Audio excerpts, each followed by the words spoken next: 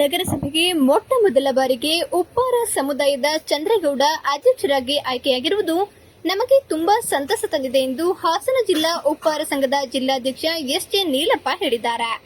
ನಗರದಲ್ಲಿ ಇಂದು ಸುದ್ದಿಗಾರರೊಂದಿಗೆ ಮಾತನಾಡಿದ ಅವರು, ಆಗಸ್ಟ್ 21ರಂದು ಹಾಸನ ನಗರಸಭೆ ಅಧ್ಯಕ್ಷ ಉಪಾಧ್ಯಕ್ಷರ ಸ್ಥಾನಕ್ಕೆ ನಡೆದ ಚುನಾವಣೆಯಲ್ಲಿ 35 ಜನ ಸದಸ್ಯರ ಪೈಕಿ 33 ಜನ ಸದಸ್ಯರ ಬೆಂಬಲದೊಂದಿಗೆ ಚಂದ್ರಶೇಖರ್ ಅವರನ್ನ ಆಯ್ಕೆ ಮಾಡುವುದು ಶ್ಲಾಘನೀಯ ಎಂದರು. ಚಂದ್ರಶೇಖರ್ ಅವರ ಆಯ್ಕೆಗೆ ಸಹಕಾರ ನೀಡಿದ ಮಾಜಿ ಪ್ರಧಾನಿ ಎಚ್.ಡಿ. ದೇವೇಗೌಡರು, ಮಾಜಿ ಮುಖ್ಯಮಂತ್ರಿ ಎಚ್.ಡಿ. ಕುಮಾರಸ್ವಾಮಿ, ಮಾಜಿ ಸಚಿವ ಎಚ್.ಡಿ. ರೇವಣ್ಣ ಹಾಗೂ ಶಾಸಕ ಸ್ವರೂಪ್ ಪ್ರಕಾಶ್ ಅವರಿಗೂ ಸಮುದಾಯದ ಪರವಾಗಿ ಧನ್ಯವಾದ ತಿಳಿಸಿದ ಅವರು ಚಂದ್ರಶೇಖರ್ ಅವರಿಗೆ ಅಭಿನಂದನೆಯನ್ನ ಸಲ್ಲಿಸಿದರು.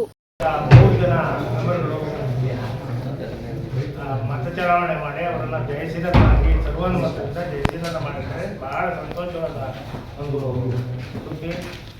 ಇದರಿಂದ ಎಲ್ಲ ಜನಾಂಗದ ಎಲ್ಲ ರಾಜಕೀಯ ಮುಖಂಡರಿಗೆ ಎಲ್ಲ ರಾಜಕೀಯವರಿಗೂ ನಾವು ಆಭಾರಿಗಳು ಅಂತ ಹೇಳ್ತಾ ಈ ಸಂದರ್ಭದಲ್ಲಿ ನಮ್ಮ ಜನಾಂಗದವರನ್ನ ಅಧ್ಯಕ್ಷರನ್ನಾಗಿ ಮಾಡಿದ್ರು ಬಹಳ ಸಂತೋಷಕರವಾದ ವಿಷಯ.